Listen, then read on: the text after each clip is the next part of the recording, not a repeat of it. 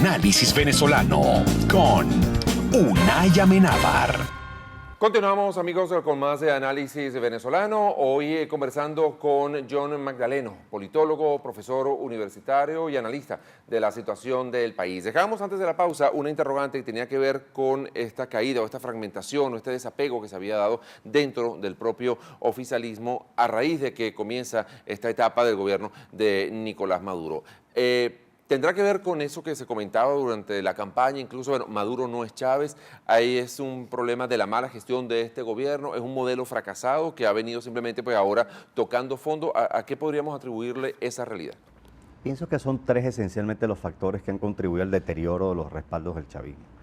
En primer lugar, el fallecimiento del presidente Chávez. Esta es una variable muy importante porque Chávez es el formador de una identidad política novedosa a partir del año 98. Digamos, al margen de la preferencia que tengamos o no, que los oyentes, los televidentes tengan o no sobre, digamos, el desempeño, el papel del presidente Chávez, es claro que él inaugura una nueva etapa del sistema político venezolano y que en efecto, digamos, crea unas nuevas filas de seguidores que luego intenta aglutinar alrededor del Partido Socialista Unido de Venezuela. De modo tal que el fallecimiento del presidente Chávez, por supuesto, produce un primer impacto muy significativo sobre el núcleo básico de apoyos del proceso, digamos, del gobierno. Segundo, esto aparece bastante bien reportado en los estudios, el impacto de la crisis económica. Es decir, si hay alguna variable que permite comprender mejor el deterioro aceleradísimo que ha tenido, digamos, ese núcleo de apoyos políticos es precisamente el recorrido, la trayectoria que ha tenido el país en materia económica al cabo de 2 años. La escasez aparece reportada por primera vez en 8 años, desde diciembre del año pasado, como el principal problema del país. Hasta el año pasado la inseguridad era el principal problema del país. Así será la gravedad entonces de la situación de escasez que desplazó a un problema que tenía 8 años colocado en el primer lugar. Es decir, la inseguridad se convierte en el principal problema del país en el año 2006. Básicamente en el primer trimestre del año 2006. Antes de esa fecha el desempleo era el principal problema del país. Y también la inflación es otro problema muy significativo que este año en particular, es especialmente problemático porque estamos hablando de tasas de inflación que según las estimaciones pueden rondar entre 170 y 200%. Estábamos hablando de la fusión de lo peor de ambos mundos. Así Pocos es. productos y muy caros además. Claro, pero además visto globalmente tenemos un cuadro de recesión. Se estima un decrecimiento este año de menos 10 puntos porcentuales conforme a la estimación del Fondo Monetario Internacional. Una tasa de inflación, como dijimos, que puede oscilar entre 170 y 200%, sería la tasa de inflación históricamente más elevada que se ha registrado en el país desde 1950 hasta la fecha. Wow. Es decir, en efecto sería el récord histórico.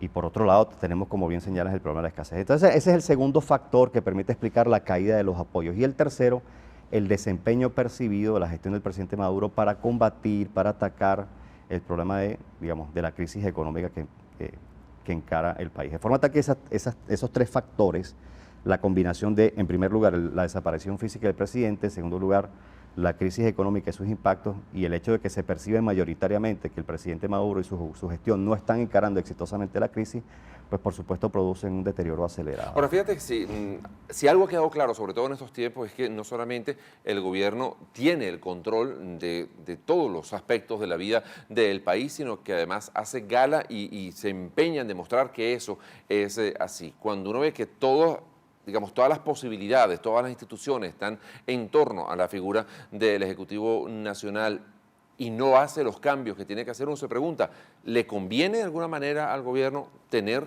ese tipo de situaciones en torno al país? ¿Es un problema de incapacidad? ¿Es un problema de mala intención? No sé, ¿qué hay detrás de eso? ¿Por qué no se hacen los cambios y por qué no se convoca a las personas que pueden echar una mano en revertir esta tendencia, ¿no? Bueno, creo que operan dos cosas básicamente.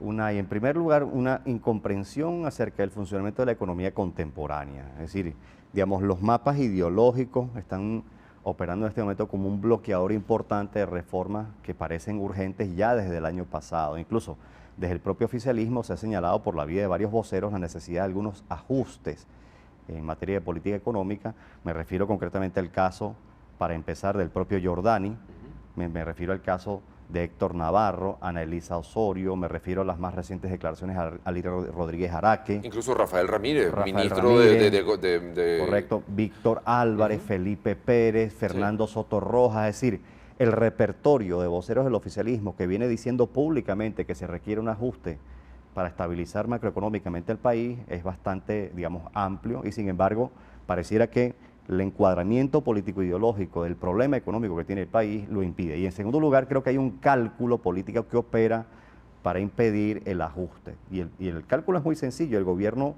quizá estimó que en la proximidad de las parlamentarias, si hace un ajuste, pues por supuesto le otorga a la oposición los 2/3 de la Asamblea. Sí. Y 2/3 de la Asamblea, es decir, una mayoría calificada de 2/3, efectivamente puede acelerar un proceso de cambio político sistémico. Es decir, podríamos hablar de una transferencia de poder en el relativo corto plazo de forma constitucional si acaso ese escenario se diera. Por cierto, no luce hoy lo más probable que la oposición conquiste 2/3, pero sí luce lo más probable que por lo menos conquiste mayoría simple, porque los estudios que se han hecho, incluso hasta septiembre, la brecha en intención de voto que se registra a favor de la oposición oscila entre 23 y 29 puntos porcentuales según la encuestadora.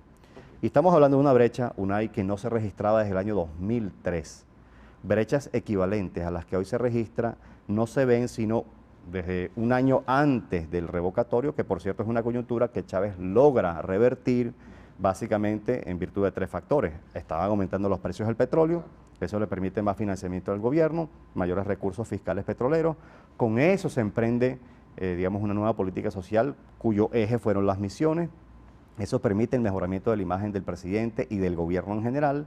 Y por supuesto se posterga la celebración del referéndum un año, en parte por un error que comete la oposición. Primero convoca un referéndum consultivo y recoge firmas para ello, y luego quiere convertir el consultivo en revocatorio, y de paso una sentencia del Tribunal Supremo de Justicia, pues por supuesto alarga los tiempos hasta agosto del año 2004. Así que, en mi opinión, esos son los dos grandes bloqueadores, el encuadramiento ideológico del problema económico y por otro lado un cálculo político que le hace pensar al gobierno que si implementa medidas antes de las elecciones parlamentarias le otorgaría en bandeja de plata los 2/3 a la oposición. Vamos a hacer una pausa, John, pero al regreso me gustaría saber, bueno, tú hablas de que no es probable una composición 2/3 a favor de la oposición frente a 1/3 del oficialismo, pero sí una mayoría es simple. Dada la situación y la crítica que se le hace al gobierno nacional, se pudiera pensar tal vez que con una mayoría simple, con un triunfo de la oposición, así sea por mayoría simple, muchos de esos factores que hoy se presentan como aliados al gobierno pudieran por lo menos negociar, pactar, acercarse un poco más hacia la oposición para dar los cambios que se está reconociendo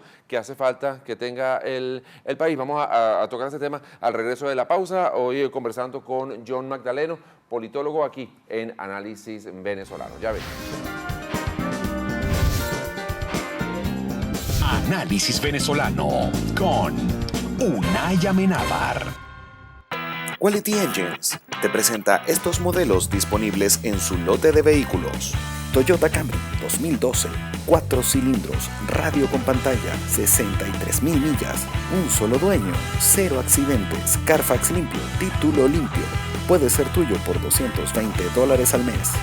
Toyota Corolla Sport 2013, paquete deportivo, rines de aluminio, 58,000 millas, un solo dueño, 0 accidentes, Carfax limpio, título limpio. Puede ser tuyo por solo $232 al mes. Volkswagen Golf 2012, versátil, bueno en gasolina, 60,000 millas, un solo dueño, 0 accidentes, Carfax limpio, título limpio. Puede ser tuyo por $193 al mes. Si mencionas este anuncio, te regalamos un set de alfombras y un GPS con la compra de tu vehículo. Recuerda, nosotros somos el banco. Si tienes crédito en Venezuela, tienes crédito con nosotros. Quality Engines. Delimperio.com, tu portal de entretenimiento.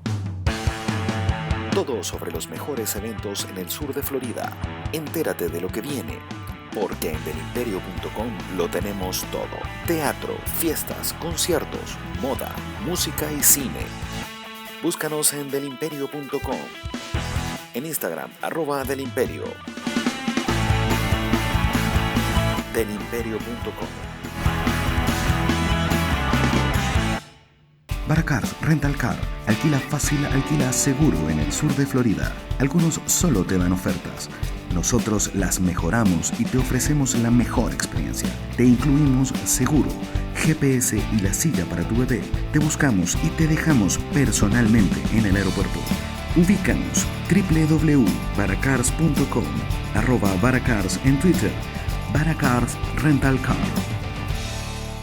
Ven a descubrir el Paseo de las Artes, un oasis de buen teatro en Doral. Disfrute 7 obras breves y artísticos contenedores. Tenga contacto directo con sus actores más queridos. De jueves a domingos, a partir de las 6 de la tarde y por solo $5. El Paseo de las Artes, un espacio único en Doral.